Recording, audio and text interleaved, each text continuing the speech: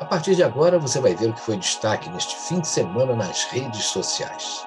Prévias do PSDB são suspensas por falha em aplicativo. Vice-presidente Hamilton Mourão quer disputar o governo do Rio em 2022. Rússia bate novo recorde de mortes por Covid. Lei Rouanet, governo manda a Fundação Roberto Marinho devolver 54 milhões de reais. General Heleno rebate entrevista de Sarah Winter à revista Isto É. E o ministro Edson Fachin acaba com a língua portuguesa para agradar a militância. Segunda-feira, 22 de novembro de 2021. Você vai ver essas e outras notícias dentro de 30 segundos.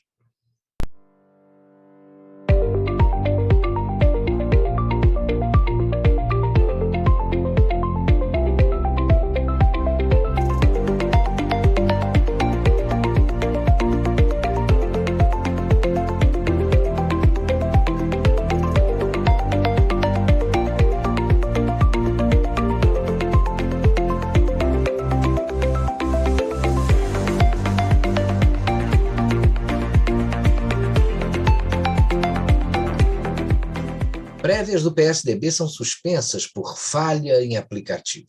O PSDB acabou suspendendo as prévias que foram realizadas neste domingo. As causas foram problemas técnicos relacionados ao aplicativo da legenda. Deu tudo errado.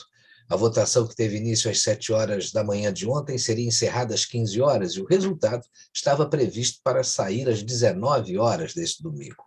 O aplicativo utilizado pelo PSDB começou a apresentar problemas já no início da votação, logo pela manhã. Até às 17 horas, apenas 10% dos inscritos para votar nas prévias do partido tinham conseguido registrar seus votos. O presidente estadual do PSDB de São Paulo, Marco Vignoli, informou que o app ficou fora do ar por 4 horas e 30 minutos. Essas prévias mostraram que o PSDB está rachando. Houve até deputada denunciando compra de votos. Nas prévias do PSDB, deputada denuncia tentativa de compra de votos pró-Dória. A deputada federal Mara Rocha, do PSDB do Acre, acusou a campanha do governador João Dória de querer comprar seu voto. Quem também fez o seu showzinho foi o deputado Alexandre Frota, acusando o candidato Eduardo Leite de comprar apoio nas prévias do PSDB, R$ 50 mais almoço. Nesse domingo, o deputado Alexandre Frota compartilhou vídeos no Twitter em que sugerem que o governador do Rio Grande do Sul, Eduardo Leite, pagou pessoas para manifestarem apoio ao seu nome nas prévias da sigla em Brasília. No vídeo publicado por Frota, o deputado diz que Leite contratou uma torcida fake para as votações e mostra o relato de pessoas que dizem ter recebido uma quantia de R$ 50 mais almoço para estarem no diretório de Brasília em apoio a Eduardo Leite. Os 3 candidatos do PSDB que disputam as prévias do partido que definirão a candidatura à sigla da presidência da República nas eleições de 2022 são Eduardo Leite, João Dória e Arthur Virgílio. Depois dos problemas com o aplicativo e das denúncias de compra de votos, o presidente do partido já antevê um racha na legenda. O presidente do PSDB fala em racha dentro do partido após prévias. Segundo o presidente da legenda, Bruno Araújo, as prévias dentro do PSDB para a definição do nome do partido a disputar as eleições presidenciais do ano que vem devem provocar um racha no partido. Gilmar e Lewandowski votam pelo desbloqueio de bens de Lula. A segunda turma do STF retomou hoje o julgamento de um recurso em que a defesa do ex-presidiário Lula defende o desbloqueio de bens do petista. Os ministros Ricardo Lewandowski e Gilmar Mendes votaram para atender o pedido dos advogados e permitir o acesso de Lula às suas propriedades. E por falar em Lula, ele relativiza a repressão em Cuba. Essas coisas acontecem no mundo inteiro. Ele relativizou os protestos ocorridos em Cuba contra o governo em Havana. Isso aconteceu durante uma entrevista do ex-presidente e ex-presidiário Lula ao jornal El País. Quando Lula foi questionado sobre a repressão policial às manifestações, o petista disse que essas coisas acontecem no mundo inteiro e fez uma comparação com os efeitos do bloqueio norte-americano à ilha durante a pandemia de Covid-19. Farra na Lei Rouanet. O governo manda a Fundação Roberto Marinho devolver 54 milhões. O Ministério do Turismo inabilitou a Fundação Roberto Marinho para a captação de recursos públicos pelos próximos 3 anos. A punição ocorre por causa da reprovação das contas da construção do Museu da Imagem e do Som, no Rio de Janeiro. A medida também exige a devolução de 54 milhões de reais ao Fundo Nacional de Cultura, que haviam sido recebidos pela Fundação para a construção do Museu da Imagem e do Som. De acordo com a lei, a Fundação Roberto Marinho pode sofrer ainda com uma suspensão de outros projetos ativos e o bloqueio de suas contas. Com a reprovação das contas, a Fundação ficará impedida, por 3 anos, de apresentar novos projetos no âmbito da Lei Rouanet. Mas a máxima "quem lacra não lucra", pelo visto, está deixando muita gente arrependida. Olha aí, quem lacra não lucra. Ações do Magazine Luiza seguem despencando. As ações do Magazine Luiza caíram 4,83% nessa quarta-feira, dia 17. Elas estavam cotadas a 9,27 na B3, Bolsa de Valores do Brasil, e voltaram ao nível do pior momento da pandemia. Trata-se do menor valor desde 3 de abril do ano passado, quando fecharam a 8,86. Os papéis da companhia já haviam registrado forte baixa na terça, dia 16, quando terminaram o dia em 9,74, após queda de 12,65%. O Terra Brasil Notícias publicou que a gigante do e-commerce viu o valor de mercado despencar após um período de boas colheitas no fim do ano passado. Em novembro de 2020, as ações do Magazine Luiza valiam R$ 27,39, o maior patamar até agora. Segundo o levantamento da Economática, a empresa que faz estudos sobre a B3, o valor de mercado da varejista em outubro de 2020 era de 159 bilhões 681 milhões 253 mil. No mês passado, caiu para 71 bilhões 376 mil 727, uma retração de 88 bilhões, o que corresponde a 55,3%. Os resultados negativos ocorrem após a empresa revelar que registrou forte tombo no seu lucro durante o terceiro trimestre deste ano. Segundo a companhia, o lucro ajustado de julho a setembro foi de 22,6 milhões, com cerca de 90% de queda ante os 215,9 milhões de um ano antes. O cenário impactou principalmente as lojas físicas, que tiveram uma redução de 8% no período. Mas quem lacra não lucra, né? O McDonald's retira a placa de banheiro multigênero depois de notificação. McDonald's de Bauru voltou atrás e mudou a identificação gráfica nas portas de seus sanitários. A mudança ocorreu após a prefeitura do município autuar a unidade que havia inaugurado um banheiro multigênero. Antes da alteração, as portas tinham acima a inscrição WC individual, o desenho de 3 bonecos indicando a destinação para homens, mulheres ou pessoas que não se identificam com esses gêneros. A informação é da Revista Oeste. Agora, as manchetes internacionais que foram destaques neste fim de semana. Estados Unidos criticam Cuba por silenciar vozes de jornalistas. Rússia bate novo recorde de mortes por Covid neste sábado. Conservador lidera pesquisas para presidente do Chile neste domingo. Jerusalém, palestino abre fogo, mata 1 e deixa 4 feridos. No sábado, um terrorista do grupo Hamas abriu fogo na cidade velha de Jerusalém, deixando 1 morto e 4 feridos. Rapidamente, o atirador palestino foi morto pela polícia.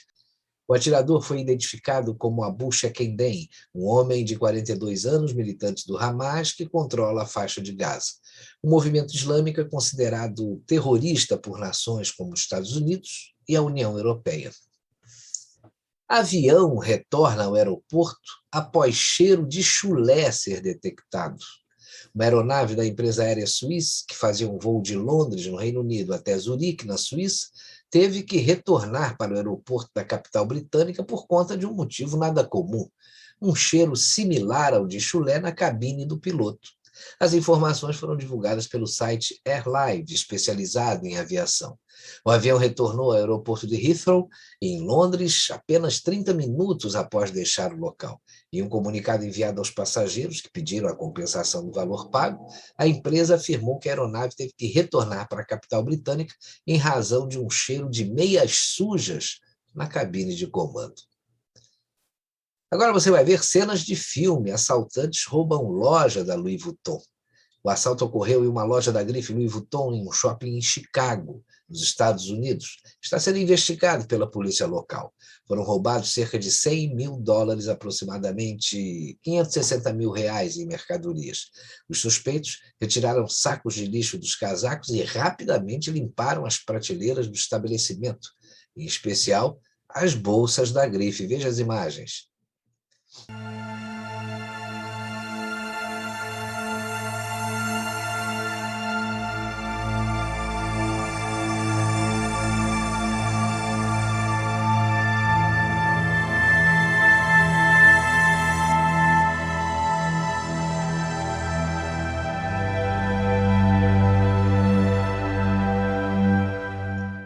E agora, voltando ao Brasil, diplomatas veem risco de manter fronteiras abertas a europeus.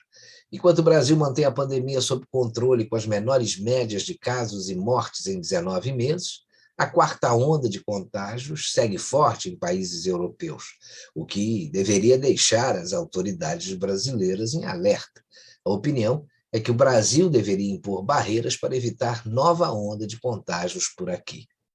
O Brasil precisa se proteger fechando as fronteiras a europeus com a Covid em alta. Quando estávamos mal, os europeus se fecharam aos brasileiros. Acho que é hora de impedirmos que a quarta onda venha da Europa para o Brasil, alertou um embaixador, ouvido pelo jornal O Diário do Poder. Fachin acaba com a língua portuguesa para agradar militância. A Assembleia Legislativa de Rondônia decidiu pôr um fim ao uso da linguagem neutra nas escolas do Estado. Os pronomes inventados pela militância nessa linguagem neutra buscam subverter a norma culta e contribuem para prejudicar ainda mais a educação brasileira com a desculpa de promover a inclusividade. Pelo visto, essa militância convenceu o ministro Edson Fachin, do Supremo Tribunal Federal, indicado pelo ex-presidente Dilma Rousseff. Em um despacho, Fachin revogou a lei aprovada por representantes eleitos do estado de Rondônia e cometeu uma série de incongruências e incoerências jurídicas e sociais, segundo o Jornal da Cidade Online. E já que o assunto envolve o ministro do STF, agora a notícia de um outro ministro. Augusto Nunes diz que Moraes é um carcereiro compulsivo e a maior ameaça à nossa democracia. A revolta de Augusto Nunes aconteceu após a entrevista do deputado Daniel Silveira ao programa Os Pingos nos Is, na semana passada, na Jovem Pan, quando Moraes pediu explicações ao parlamentar e ameaçou mandá-lo de volta para a cadeia. A decisão de Moraes fez com que a entrevista do deputado Daniel Silveira, programada para hoje no programa Direto ao Ponto, comandado também pelo jornalista Augusto Nunes, fosse cancelada.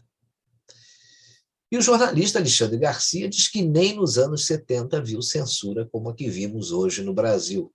Em entrevista à repórter Berenice Leite para a TV Jornal da Cidade Online, o jornalista Alexandre Garcia relembrou o início de sua carreira em 1971, em pleno regime militar no Brasil, e ressaltou que nem mesmo nessa época tinha presenciado a censura que vivemos nos dias atuais. Segundo Alexandre Garcia, a crítica é confundida com ameaça à democracia, e isso é típico de tirano. Não está ameaçando a democracia, está fazendo uma crítica que não é bem-vinda, e a liberdade de opinião está prevista na Constituição. O poder que vem do povo não é poder para concordar, pois para concordar não precisa de poder. O Enem começou neste domingo em todo o país. O Exame Nacional do Ensino Médio, o Enem, ocorreu sem problemas, e o que chamou a atenção nesse primeiro fim de semana de provas foi o tema da redação: invisibilidade e registro civil, garantia de acesso à cidadania no Brasil. Mourão quer disputar o governo do Rio de Janeiro em 2022. O vice-presidente Hamilton Mourão pode sair candidato ao governo do Rio de Janeiro nas eleições de 2022. Segundo o colunista Lauro Jardim, do jornal O Globo, o general estaria articulando sua candidatura com o presidente do PRTB no Rio. Uma segunda alternativa do vice-presidente seria disputar uma cadeira no Senado Federal. General Heleno rebate fala de Sarah Winter à revista Isto É, calúnias e acusações falsas. Ministro-chefe do Gabinete de Segurança Institucional da Presidência da República, Augusto Heleno, rebateu as declarações da ativista Sarah Winter em entrevista à revista Isto É, publicada no último dia 19 de novembro. Sarah Winter disse que recebia ordens do general Heleno e de outros integrantes do Planalto para atacar o Supremo Tribunal Federal. Ele, ministro general Heleno, pediu para deixar de bater na imprensa e no Maia e redirecionar todos os esforços contra o STF, afirmou ela à revista. O general Heleno escreveu em suas redes sociais: calúnias e acusações falsas da senhora Sarah Winter sobre mim foram divulgadas pela Isto É. Também divulgadas pelo Fórum Brasil 247 e vários sites dito isentos, né? Bancaram também essas mentiras sem me consultar. A jornalista Mônica Bergamo, os deputados Ivan Valente, P. Teixeira e outros democratas de peso. Triste papel, disse o general Heleno.